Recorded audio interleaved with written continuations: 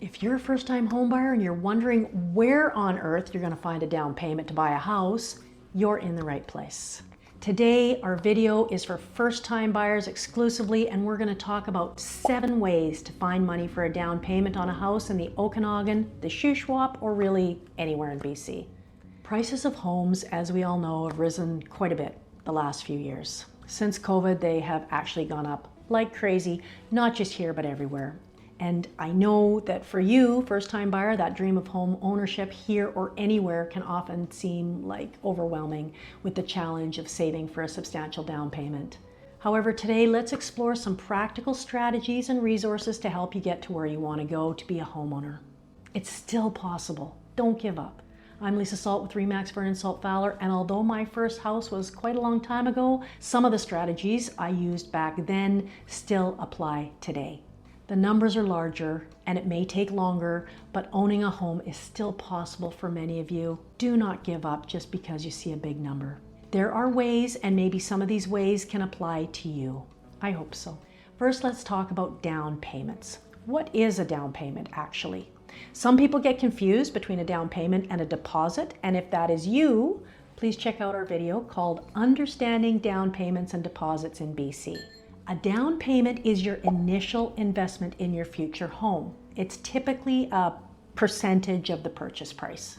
In British Columbia, the minimum down payment when you're working with a bank to finance your home starts at 5% for properties less than $500,000. So for homes with a purchase price of $500,000 or less, the minimum down payment remains at 5%. For homes between $500,000 and $1 million, the minimum down payment is 5% for the first $500,000 and 10% of the balance. And then if you really wanted to get fancy with your first home, for homes with a purchase price of $1 million or more, the minimum down payment is 20%, so it's a lot more.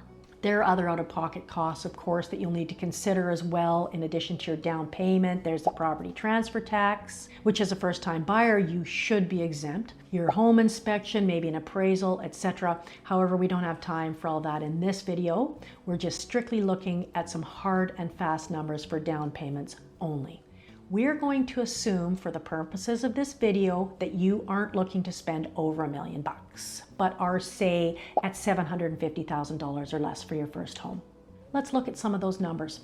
For a house priced at $500,000, $500,000 times 5% is $25,000 down payment. And for a $750,000 house, you would then need that $25,000 for the first $500,000, and then an additional 10% of the other $250,000. So an additional $25,000 for a total of $50,000 for your down payment for that $750,000 house. Double the down payment for not double the house price. That's just the way it is right now. We have to live with it, which makes it tough, I get it. What I would recommend for your first home is to buy at $500,000 or less, so you only need that $25,000 down payment, if you can. Now let's talk about the 7 ways to save for that down payment. Number 1, how about the RRSP Home Buyers Plan, or the HPB? This is really the only program out there right now for first-time buyers from the government. I'm sorry to say, since the BC Home Partnership Program was discontinued in 2018, and the first-time home buyer incentive from the federal government, that has been discontinued in 2024. Well, why? It seemed very few people wanted to get in bed with the government. Go figure. Anyhow, there's still the RRSP Home Buyers Plan, where Canadian residents can withdraw up to $35,000 from their RRSPs tax-free to fund a down payment. That's, of course, if you have RRSPs. Now, don't get discouraged if you don't. We're going to talk about ways you can fund your RRSPs after this. But let's look at this first because it truly is a great way to buy your first home. I did this to buy my first home back in 1994-ish. Wow, that's a long time ago. Anyhow, think of this as your little secret weapon for your down payment. Here's how it rolls. If you've been squirreling away money in your RRSP, you can actually borrow from your own RRSP tax-free to help you buy your first home. And so, of course, the best part is you don't get dinged with taxes for withdrawing that money, as long as you stick to the plan. RRSPs, you normally have to pay tax when you cash them in because you paid into them pre-tax or got a tax break when you purchased them. So picture this, you can take out up to $35,000 from your RRSP tax-free. If you're buying with someone else who's also a first-timer, like a partner or spouse, they can do the same. So that's a potential $70,000 for a down payment, just like that. Now I know what you're thinking, what's the catch? Well, the government is pretty chill about it, really. They do want the money back eventually, of course. What you have to do is you have to pay it back, but you have 15 years to repay it, starting in the second year after you made the withdrawal. So each year you put a little bit back into your RSP, spread it out evenly over those 15 years. And if you don't, it's not the end of the world, but you do have to pay tax on it, on whatever amount you were supposed to repay that year. So you would want to budget each year to pay that back. Using that RRSP home buyer plan is like giving your future self a high five. You get to use your own savings to help buy your home now, and then you pay yourself back over time. It's a smart move if you've been able to save in an RRSP and you want to make those savings work for you in getting into your first home. That is a great way. Okay, Lisa, that's fine. However, I don't have an RRSP, so let's go to plan B, or number 2 on our list. Number 2 is gifts and inheritance. You got a generous family? If so, you're in luck when it comes to jumping into the housing market. So here's the deal on that. If someone in your family is willing to gift you some cash for your down payment, it has to be a gift, can't be a loan, or maybe you've come into an inheritance, that can be a literal game changer for you getting into your own place. Maybe it's an early inheritance. Maybe that might be in the works if you promise to put it to good use, i.e. if you stop paying rent and buy your first home, most parents will buy into that if they can spare it. Now, it's not just about getting the cash. There's a smart way to handle it. You'll need to, first of all, document the gift properly to show your mortgage lender it's a genuine gift and not a loan that you need to pay back. This usually means like it's a simple letter from the gift giver stating that the money is a gift with no strings attached. That's actually pretty common and lenders are totally used to it, and it can significantly boost your down payment, potentially saving you from higher interest rates or even mortgage insurance costs. So if you're lucky enough to have this option, let's make sure we dot our I's, cross our T's to get you into your new home with a little help from your loved ones. You could even consider putting option 1 and 2 together. Your family gifts you the money each year for the next X number of years that you put into your RRSPs. Now it has to be over several years because each year you can only put in so much into your RRSP. So it depends on how much room you have actually in your RRSP, but the government is kind enough to show you that each year on your notice of assessment, how much room you have on your RRSP, what you can contribute each year. Then you can max out your RRSPs for that year, get a tax refund from maxing out your RRSPs, and then take that tax refund and put it back into next year's RRSPs and go from there until you have enough to take money out, until it's substantial enough, say at the maximum $35,000 you can take out, and then you can buy the house and pay that RRSP back over that 15 years like we already talked about. That is a good idea.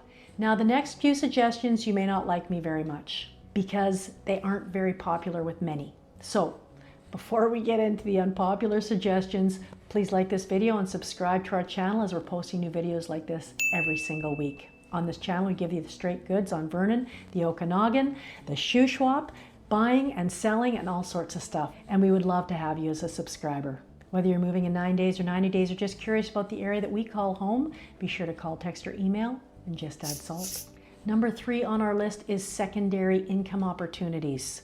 Make more money, work more. I realize this isn't possible for everybody. You might have a kid or kids at home, I get that.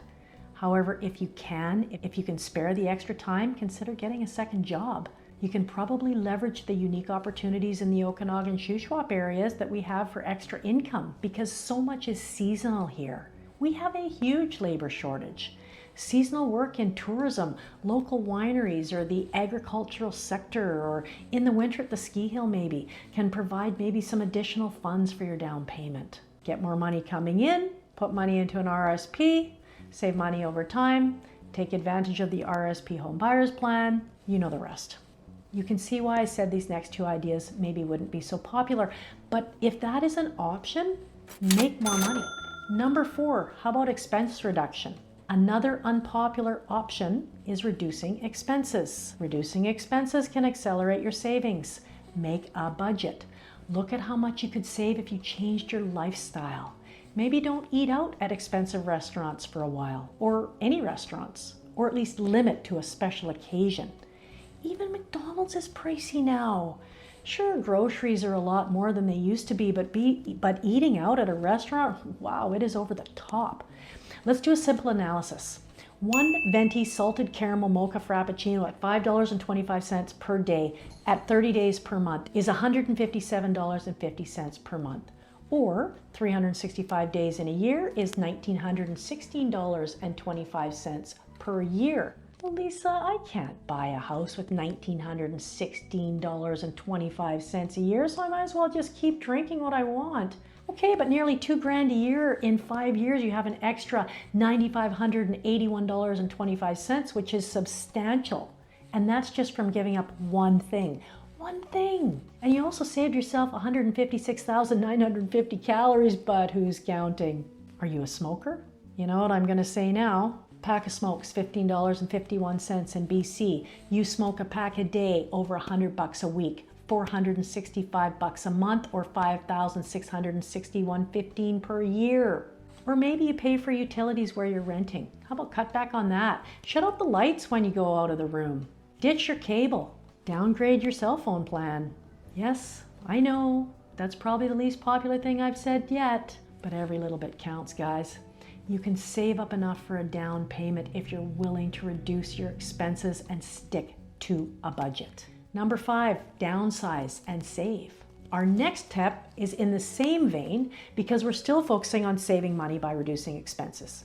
How about this crazy idea? If you're currently renting a place with a high monthly rental rate, consider downsizing to a smaller, more affordable space. The money you save on rent can then be funneled into your down payment fund or into your RRSPs. Or get a roommate. Sublet those vacant bedrooms. I get that it's not ideal. However, you're not just splitting the rent, you're splitting the utility costs, maybe reducing some food costs, maybe you're carpooling. That can add up really quickly.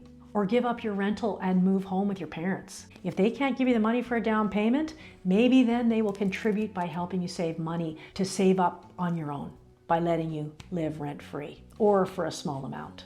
Number 6, let's look at asset liquidation. Sell stuff. Selling unused or high-value items. So think about it, in the Okanagan and Shuswap, people have RVs, they have motorcycles, expensive mountain bikes, quads, Sea-Doos, boats, you name it, we've got it. Sell them. That can offer a very quick boost to your down payment savings. I mean, take a look around your home for items that you no longer need or use. Online marketplaces are a great platform to sell things like electronics and furniture and other goods. It is surprising how quickly these sales can add up. It's short-term pain for long-term gain, guys. I know I'm crazy, right? Number 7, how about creative financing options? Last but not least, besides traditional saving, consider creative financing options. So what do I mean by that? Maybe you could enter into a co-ownership agreement. Maybe one of your family members or friends will split a house with you. Or maybe, although this isn't as easy as it once was, you could try to find a rent-to-own opportunity. If the housing market tightens up a lot more into more of a buyer's market, sellers may once again start offering rent-to-own arrangements.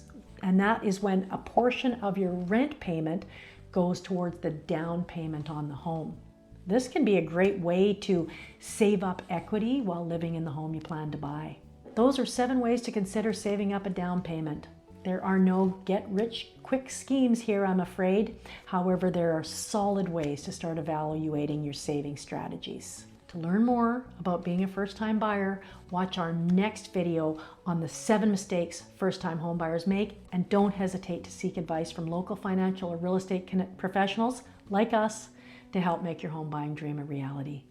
And remember, you've got this. Just add some.